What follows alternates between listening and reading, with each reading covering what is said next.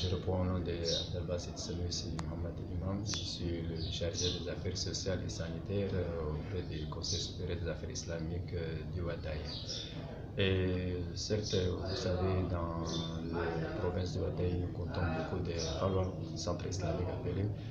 Et on compte plus de 400 Khalwa qui sont dans la province, mais moins nombreux ceux qui sont déjà en règle, c'est-à-dire qui ont reçu déjà une autorisation auprès de nous et qui sont fonctionnels.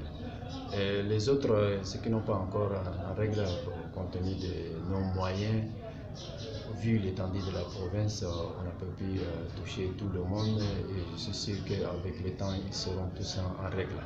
Ça, c'est concernant le nombre de centres islamiques qui se trouvent dans la province et qui s'opèrent normalement et qui sont sous la supervision du Conseil supérieur des affaires islamiques du Ouaddaï. C'est bien organisé, l'éducation est bien organisée avec un programme bien établi et avec une autorisation, avec des hauts hébergements pour qu'on puisse. Voilà ce qu'on appelle ça au Khalwa. Mais il y a des écoles coraniques qu'on appelle Nasik, qui sont beaucoup, on ne peut pas les nombrer. Presque dans chaque quartier, presque dans 2-3 foyers, vous trouvez une école coranique. Et ça, on ne peut pas les compter. Ils n'ont pas aussi l'autorisation, c'est rester encore à la traditionnelle. Voilà ce qui concerne les centres. Les enfants doivent payer des droits d'inscription auprès de ces centres islamiques. Et nous constatons que beaucoup de parents ne respectent pas cet engagement compte tenu de leur pauvreté, de leurs moyens, je ne sais pas. Et c'est ça amène les Khalwa ou les centres islamiques dans des difficultés majeures. Et jusqu'à là, je remarque que beaucoup de Khalwa ont ces problèmes. D'autres même cherchent même à fermer les portes parce qu'ils n'ont pas de financement autre que la contribution des parents. Et si les parents ne respectent pas, n'honorent pas leur engagement, ça amène les Khalwa dans des difficultés. Donc, voilà, en quelque sorte. Et beaucoup de ces enfants aussi, même dans les Khalwa, il y a beaucoup d'orphelins, il y a beaucoup d'orphelins qui sont là.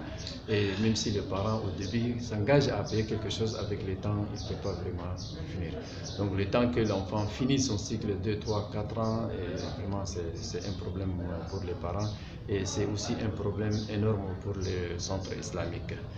Et donc, je profite de ça pour lancer un conseil d'abord solennel, très fraternel, aux parents d'abord des enfants, ceux qui ont emmené leurs enfants dans les centres, qui respectent leur engagement et aider aussi les Khalwa à accomplir sa mission. D'autre part, ceux qui envoient leurs enfants dans les centres-villes, dans les centres urbains, que vraiment je demande à ces marabouts de changer un peu leur comportement, leur système, leur approche vis-à-vis de ces enfants. Parce qu'une fois quand on amène l'enfant dans les centres urbains, il faut qu'il doit remplir certaines conditions, c'est-à-dire telles que l'hébergement, la santé, etc. Donc le fait de laisser l'enfant vivre à son sort, à son propre sort, ce n'est pas une bonne manière. Donc l'enfant est obligé d'aller commander par-ci, par-là pour se faire nourrir. Et bon, peut-être aussi je profite de ça pour lancer un appel aussi solennel à tous les bienfaisants, tous les ONG, les organismes humanitaires, de veiller, de venir auprès du Conseil supérieur islamique pour discuter, débattre, monter des projets afin de sauver ces enfants, puisqu'ils ont aussi les droits comme tout autre enfant d'être éduqués, hébergés et ils reçoivent aussi une couverture sanitaire.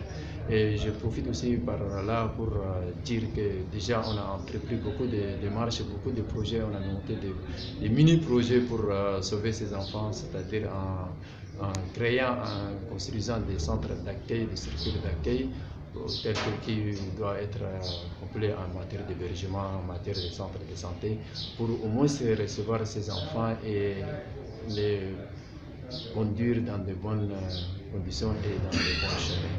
Voilà l'appel que je lance à tout le monde, à tous les bienfaisants, à toutes les personnes de bienfaisants, de bonne volonté, vraiment de veiller, de penser et de venir auprès de nous pour discuter ensemble. Déjà, on a certains projets qui sont restés sans financement et voilà, nous sommes restés à notre triste sort, on sait quoi faire, puisque le conseil n'a aucun budget annuel ou mensuel pour aider ces populations vulnérables, populations. Voilà.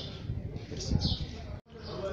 Vous savez, dans ces centres islamiques, il y a des droits d'inscription où on héberge aussi même des fois les enfants au sein des Palois.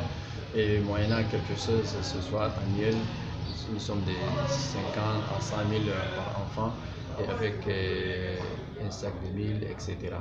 Et beaucoup de parents n'ont pas peut-être ces possibilités et ils ne préfèrent pas aussi envoyer leurs enfants dans ces centres compte tenu de leurs moyens, je suppose, et vu aussi le taux de pauvreté dans la province. Donc les gens toujours préfèrent faire éduquer, à faire enseigner leurs enfants auprès d'eux seulement pour ne pas les envoyer dans les centres islamiques. Et ces centres, vous savez, ils ne reçoivent aucune dotation, aucun budget, soit de la part de l'État, soit de la part des ONG ou des organismes. Donc, ils sont restés à leur propre sort. Donc, ils ne peuvent pas, vu ces conséquences, ils ne peuvent pas vraiment recevoir les enfants de façon gratuite. Donc, l'enseignement est ici un peu privé, quoi. Et donc, beaucoup de parents refusent, ou compte tenu de leurs moyens, préfèrent vraiment garder leurs enfants à la maison. Ça, c'est ce qui concerne les droits d'inscription.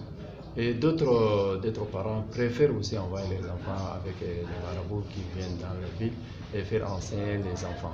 C'est là aussi, d'après certaines enquêtes qu'on a menées, beaucoup d'entre ces enfants, c'est-à-dire sont des orphelins et le maître les prend auprès des campagnes là-bas pour les amener en ville, pour les enseigner et aussi de voir, compte tenu aussi, comme je le disais, de la pauvreté des parents où les enfants des fois sont orphelins.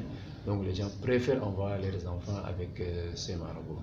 Certes, les enfants rencontrent beaucoup de difficultés dans la ville en matière d'hébergement, en matière de santé, etc. Mais puisque d'après notre enquête, ils n'ont pas le choix de faire autre chose que ça. Là, quoi.